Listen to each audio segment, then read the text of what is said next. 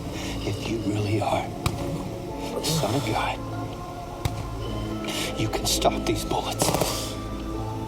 Let me ask you this. If you guys could go back in time and kill anyone from Jesus.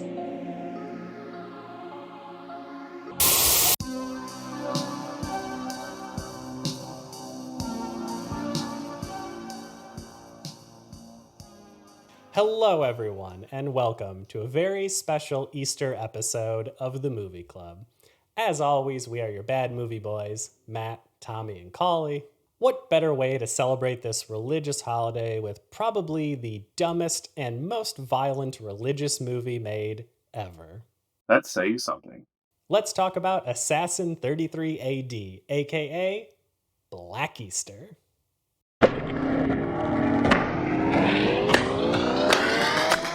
Made by the old white guy from Marriage Boot Camp, starring a Marriage Boot Camp counselor and a Marriage Boot Camp participant. This movie opens up with just a bukkake of film awards. While all of the awards sound fake, I actually Googled them, and they are all real. But this movie didn't win a single one of them. So that opening sequence was just, hey, these are awards. They didn't specify that this movie was the winner. They just showed the Right. awards and said winner. The companies themselves exist, and the award histories are online, and I could not find this movie winning a single one of them. Winner of 11 International Film Awards, asterisk, and then down at the bottom, asterisk, 0. I don't think it needs the awards at the beginning, because I think the one thing this movie has going for it is that it opens hard as fuck. Like, we see all these awards, and then next thing you know, an entire SWAT team is mowing down people in the Middle East, and fucking guy, SWAT member, puts a gun to Jesus's head, and he says the line, If you really are the Son of God, you can stop these bullets. and he fucking turns his brains into the blood of Christ. This is for taking my family.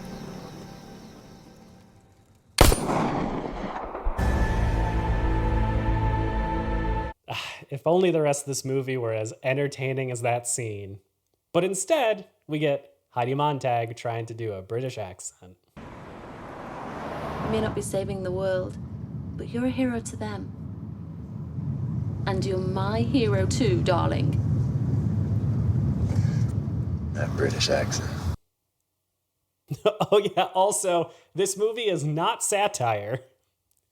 I feel like out of somewhere in all those awards that they showed at the beginning, there should have been a little disclaimer saying this movie is not satire because I, Jim Carroll, only write Christian sci-fi flicks and help Hollywood couples with their fake relationships. But no.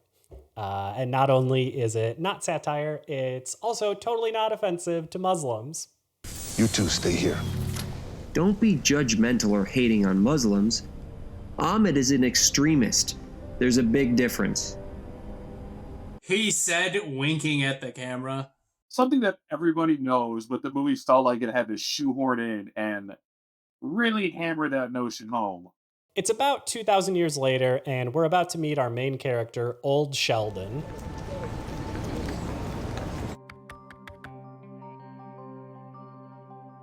That's me, Ram Goldstein, the most brilliant genius since Einstein. Ram is taking a test that he says is the toughest test he has ever taken. When two quantum objects, photons, share the same wave functions and occupy the same space and time, they are identical. Toughest? Yeah, right. He said the same thing about which house of Harry Potter you'd be in. To the other. Hufflepuff! Yes. This is our main character, Ram Goldstein, full name Ramstein, named after the band his parents were seeing when he was conceived. That's Amy. She's a genius too. It was love at first sight. Stay. She's apparently the second smartest person in the world, and her name is... White Gold Snake. Yeah. Even better, her name's Amy Lee. Amy Lee. Wake me up! If you're so brilliantly smart, how come I've never heard of you? I graduated MIT over 5 years ago. I do contract work out of my basement. If you're so fucking smart, graduating means you don't go to college again, Ram. Why are you still there? And why are you taking what I suspect, based off of the question, is like a 200 level course? Like, you already did this, man. Come on. 3 months after about 2,000 years later, this is the asshole who shot Jesus, and his name is Brandita. I'm having this feeling like God is going to do something really miraculous through you. Like maybe give your daughter a hint that she's trying to play video games on a fucking radio?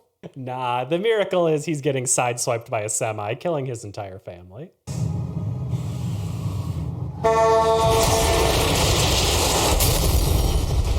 So I'm pretty sure he just blew a stop sign. He 100% his fault. 100%. Ram and Amy are now working at a science lab with their friends Felix and Simon. And honestly, though, there is absolutely no reason for Simon and Felix to be in this movie. When they introduce these characters, it's Ram like doing his voiceover, his narration, which he does the whole movie. And he's like, "That's Simon. He's my best friend. He gets us into trouble sometimes." And that's Felix. He's your stereotype genius. He even carries around a stuffed penguin called Happy. You're probably thinking at this point, where's the Christianity? This is a Christian movie. Where's my Christianity? Right here. Every time you pray and nothing ever happens. Don't mock me. Before they start the experiment, Amy starts praying, and amazingly, God answers her prayers and vengefully blows a chair to pieces. You're right. I'm sorry. Just because I believe in science doesn't give me the right to make fun of your belief. God works in mysterious ways, and he might just be working through you. Have you ever thought about that? Get down! You guys blew up my lab. It was my fault. I should have followed protocol. I accept the consequences for my actions. Ram Goldstein. Is that a stupid name? Ahmed is the boss of this science factory, I guess. We don't really know the name of the company or anything that they do. But Ahmed has put together 4 teams to do time travel. And the first one to do a time travel gets like, what, $2 million, something like that? I think they're doing like they're trying to figure out like matter transport, and then Ram figures out time travel. That's a very different definition of time travel, at least in my opinion. They literally have one chair like 2 feet away from where the chair goes, and they're like, holy shit, we can do anything. I'm gonna kill God. They blow up the chair, and then they're like, oh God, Ahmed's gonna come in and spank us so hard. We were such bad boys. It moved to the other pad. Therefore, have done something in less than 3 months that none of my best teams have been able to do in years. Nobody else tried to move a chair? It had wheels. Because Ahmed is so impressed with the time travel, they actually moved them to a better yet somehow cheaper looking lab, which I don't know why they weren't in the first place, because the lab they were in initially was like an extra storage closet. But I guess they don't have a lot of faith in the smartest man on earth. Because they literally never leave their job, Ram and Amy commit an HR violation and get to 1st and a half base behind the server rack. Come look at this.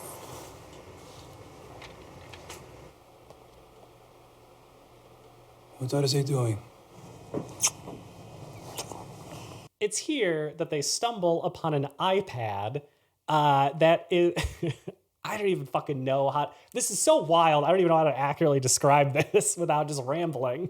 They hear like a phone call and they look and an iPad is transmitting a FaceTime call between Rashad Amir, who is apparently like the worst terrorist on the planet, and their boss Ahmed.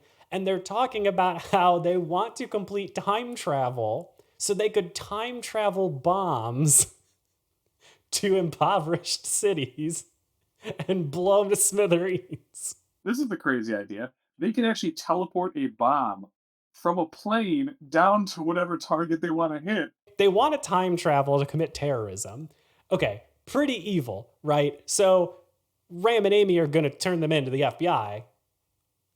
Right, guys? You would think. It's too risky to contact the authorities. They're like, we're just going to pretend like nothing happened until we can get an opportunity. And you're like, okay, sure, but why the fuck are you then still working on it? Immediately after realizing that this device is for terrorism, Ram solves it. He solves the algorithm to do a time travel, and he knows that Ahmed and his team are watching him, though, so he's got to play it cool.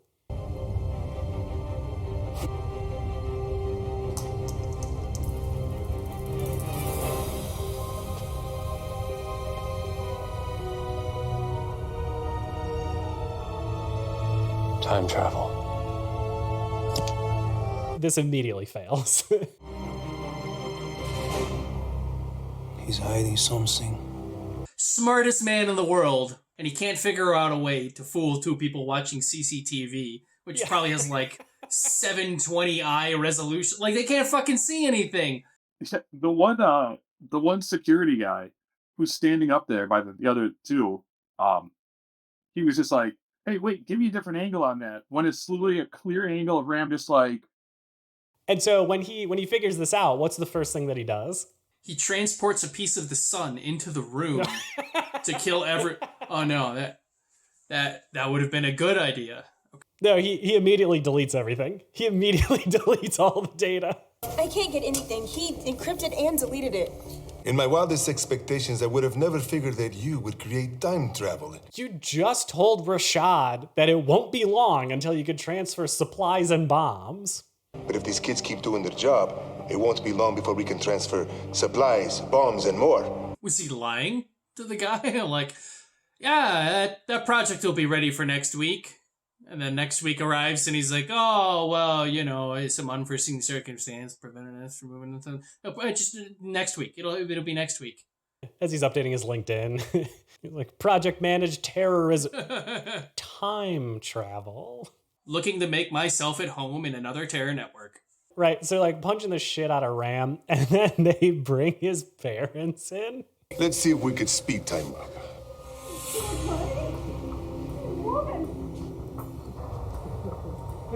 I seem to recall you said if someone killed your parents, you would go back in time to save them. Did they just have his parents on retainer?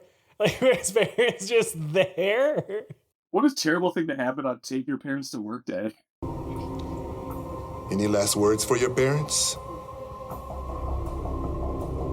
No. Two things I hated about that scene. Both his One, parents. The first thing, like, let's just be right now. First, Ahmed counts down from 7. I'm going to kill your father in 7 seconds if you don't give me the code. Like, start is fine. Start is fine. I'll even allow 3, but no, not 7. And then the second thing is like, well, Rand, do you have any last words for your parents? He's like, man, I'm good. It's fine. He's like, Dad, remember that time you grounded me for taking out your Nissan Leaf? Fuck Right. you. Yeah. So, yeah, they kill his parents. Very funny scene. I know, like, okay, so he lives with his parents. So they're like, we're going to kill your parents. And he's like, join the club. Rem finally makes a good point.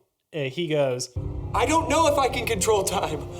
I have no way of knowing if I can send humans through it. which is totally, he sent an eraser 6 feet to the right. Like, that, honestly, he didn't even, like, test it more than once. Somebody might have just turned on a big fan on accident. And it could have just blown the eraser to the other one. And then imagine the egg on his face when he puts a human there, and the guy's like, I'm not time traveling, but man, I am cold on this side of my body. Does somebody want to turn that fan off? He starts working to repair the algorithm, and he tries to pull another fast one that fails spectacularly. Initiating transfer. Oh, Ram. Again, smartest man in the world? Wait, what? Say that again? Step into the field.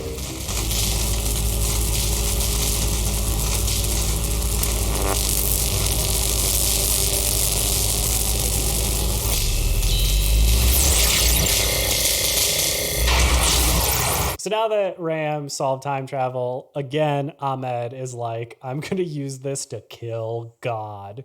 And he goes to Brandita and he says, do you want revenge on God for killing your family? And Brand is like, that's the stupidest fucking thing I've ever heard. Sign me up. When do I leave? Like, you think right before the car crash, he's like, I need to get something in the bag. Jesus, take the wheel. And then he died. Jesus, I thought you had the wheel. Yeah. This is also where at 38 minutes in is the disclaimer. Don't be judgmental or hating on Muslims. Ahmed is an extremist. There's a big difference. And then they reinforce this fact by they do that dumb voiceover that, hey, not all Muslims are evil. Quick cut to all the Muslims going back in time to shoot every single Christian. 3, 2, 1, engage.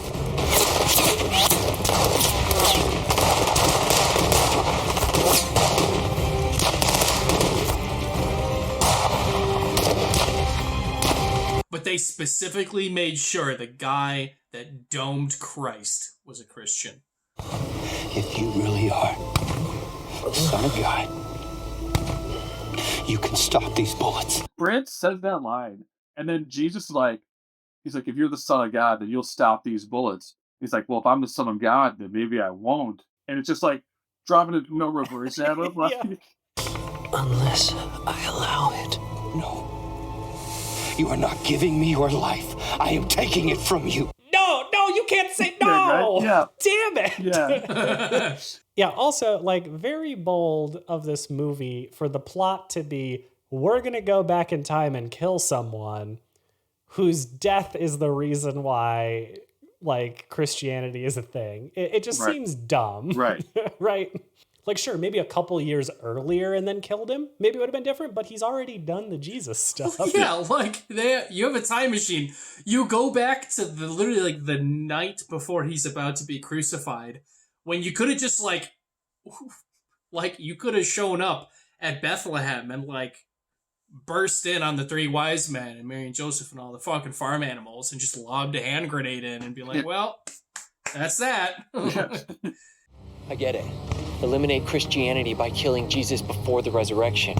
Ahmed just killed off every Christian that ever existed. Why would Muslims do that? It makes no sense. They wouldn't, but Ahmed's part of an extremist group. This can't be happening.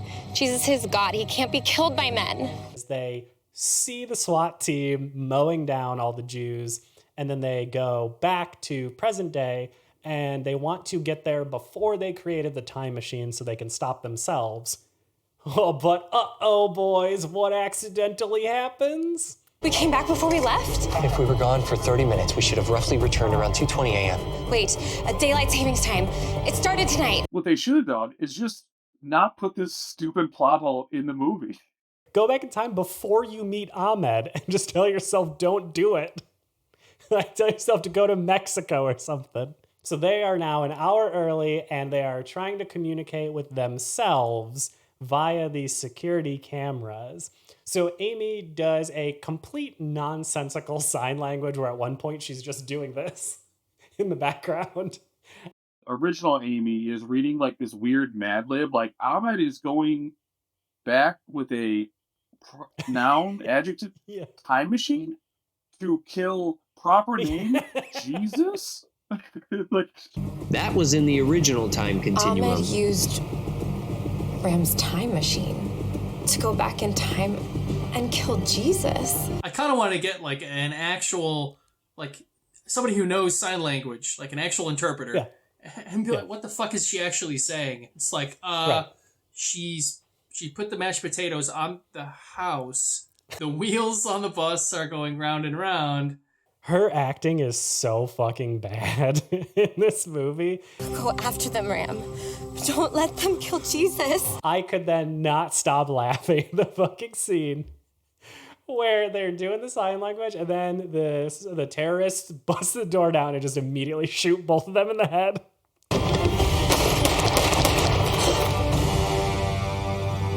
I'm dead. So we've now seen the fate of Timeline 1 Ramstein and Amy Lee. So what about Timeline 1 Felix and Simon? They both try to travel to the future, but Simon's time travel watch breaks and stranding him in the past. Felix didn't end up in a much better place. He gets sent to the present in the timeline where they have in fact killed Jesus. Nothing is going to prepare you for what they say the world is going to be. I'm just going to give you a few seconds. Go ahead and take a wild guess at what you think the future without Jesus is going to be. You're all wrong.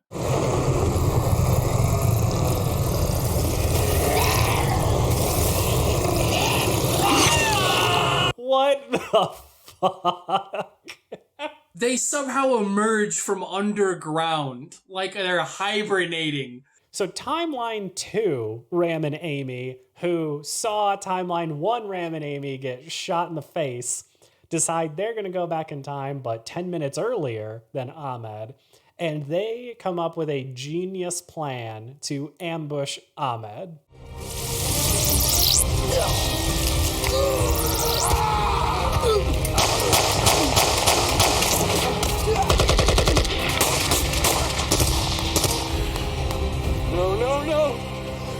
Okay, so Ram is now 0 for 3 with his genius plans here. I will say that like putting sticks in their DNA while it's being rebuilt is pretty fucking badass. Yeah.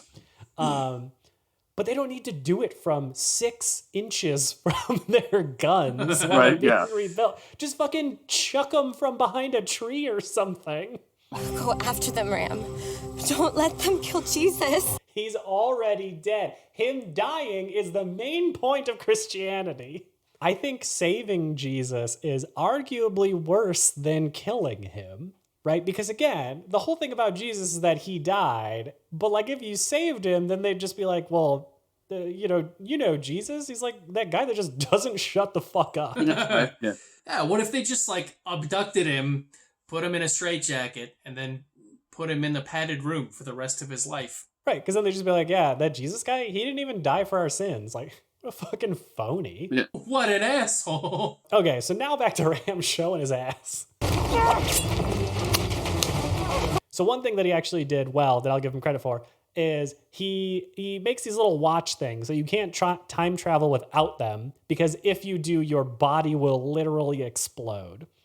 And so Ram programmed into them that if you die when you are wearing them, you get sent back, like your corpse gets sent back.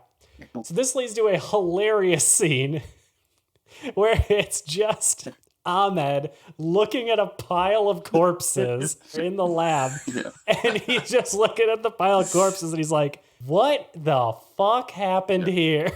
And like some of them got like tree branch holes and shit. Gunshot wounds to the kids. Sticks in our guys. This is strange. After like a half a day, because it's now daytime, Ram finally is like, I should take Amy to a doctor. And so he walks into town and he's yelling, doctor, doctor. Nobody speaks English, but you know, he's super smart. He probably already knew that. He asked somebody to take him to the doctor, so they take him to the crucifixion. No, I said I need a doctor! I love he's like holding her and she's dying and he's looking up at Jesus. He's like, fix her! And then he's just like, I'm busy! Hands a little tied up right now. To save Amy, you must forgive Brad. I'll never forgive him. Okay, well, rip Amy then, I guess. Yeah. He could have forgiven Brandt and saved her life, but he's like, no, it's more important that I hold a grudge. Like Amy's just like gurgling, like, do I have a say in this? Like, she's like, it really hurts, Ram. I don't know if you've ever been shot. It hurts slightly more than apologizing, so like, Ram won't forgive Brandt. R.I.P. Amy. He's just carrying her body through the city streets, and he comes across one timeline Simon. But then probably the funniest fucking thing in this movie, like the unintentionally funny. They're talking about how Ram gave him a shitty transmitter, and then they're just like, man, I'm so sorry. I didn't mean to. Hey, look, a solar eclipse. You gave me the cereal box version, and it blew up on me like 3 times, man. Solar eclipse. Man, you know, all this historical stuff is incredibly accurate. Wow, the Bible is actually so accurate. While this is happening, Timeline 2 Ahmed travels back in time to do two things. He's going to suck the DNA out of Jesus' corpse, and then he's going to kill Ram when he arrives at the tomb the day of Jesus' resurrection. Can I have a third thing he was going to do? Throw a bitchin' rain in Jesus' tomb with all those glow sticks.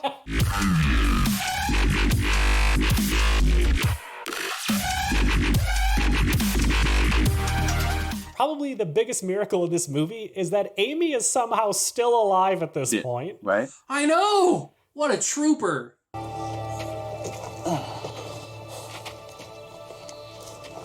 Hey, that's gotta be it. It's been at least 4 days since being shot because she was shot and then like an entire day passed and then Jesus was crucified and now it's the resurrection. So that's at least like 4 to 5 days. It's happening.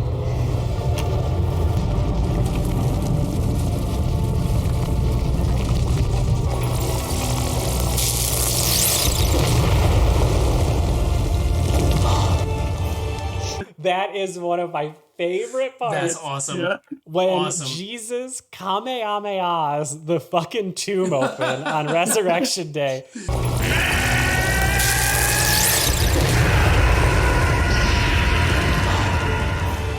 And Ram goes in and he's like, Ahmed was here. Look at all these glow sticks.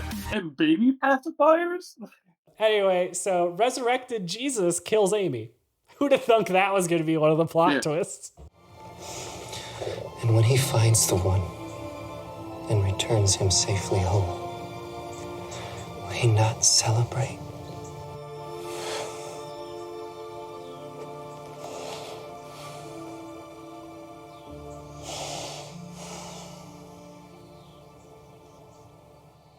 And he's like, I got to get rid of the evidence. Kame. Wait. You're not leaving me behind. We could attempt a double retrieval. You mean like one retriever, two people? Put your hand in here. 3, 2, 1. I expected some sort of weird The Fly moment here. They come back, it's the same person. Right, or like Ram has like Simon's head like in his abdomen. Or like, you know, some weird shit. They're fine. They land and immediately get shot to death.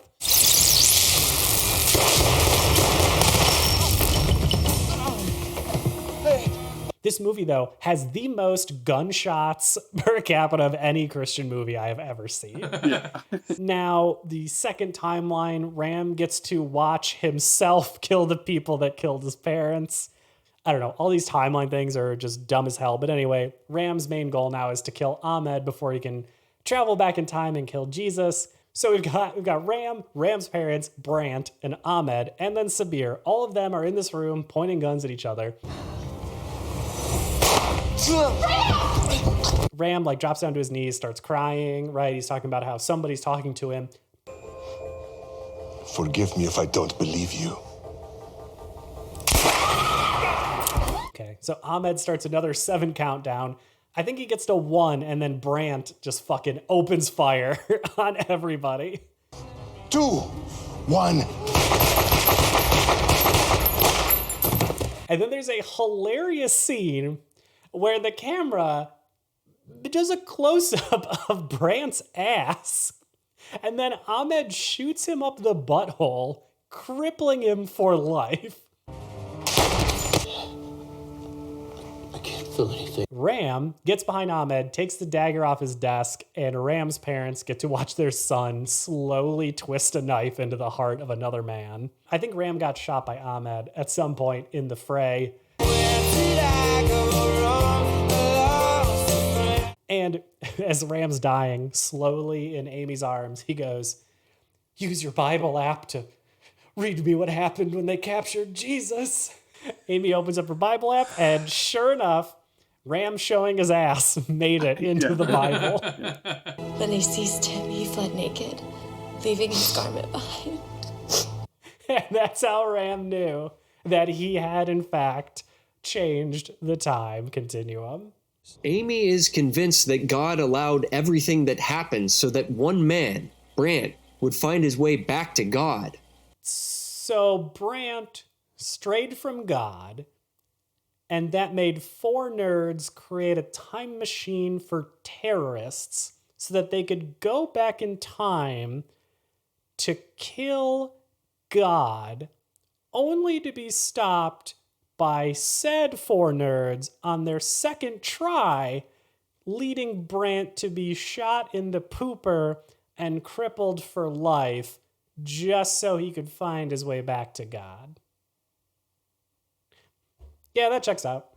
This is pretty much the end of the movie. We do get one more voiceover for Ram informing us that he went back in time to do one more thing where he cosplays as a construction worker and he jumps in front of the semi so that Brant will stop instead of getting sideswiped and Brant's family won't die. And well, all is well with the world now, except for other timeline Brant. I'm so sorry. This job requires you to have the ability to do things that you can't. I didn't know. But I promise I'll keep you in mind if we ever need an online consultant. It's fine. A video off. Back to... And remember how Ahmed went back in time to suck the DNA out of Jesus? Well, we finally find out what happened with all that DNA. He was able to clone Jesus. Now this new Jesus can raise the dead, levitate objects, manipulate the weather, change molecular structures, and more. Only one big problem. He's quite the opposite of Jesus. That must be why they call him the Antichrist. That's right. He created the Antichrist. Is this the best movie ever, boys? Is this the best Easter movie you have ever seen? Oh, yeah. Now, I haven't seen it, but there is a movie, I don't know if it's called Easter, but it's a Russell Brand is a CGI rabbit, and I would rather watch that. Did that movie win 12 made-up awards? It won 13. Ah, damn it. Somebody tell Jim Carroll. Yeah. Somebody tell Jim Carroll he's got to add a couple more. Add a couple more. And that's the end of the movie. An Antichrist is born. Thank you, everyone, for sticking with us throughout this journey. If you liked what you saw, please drop a like and a subscribe. If you didn't like what you saw, please drop a like and a subscribe. That'll show us. We hate that. But anyway, we'll see you next time, probably about a month, and we're going to do another Lifetime movie. So we'll see you then. Bye. Bye. Bye.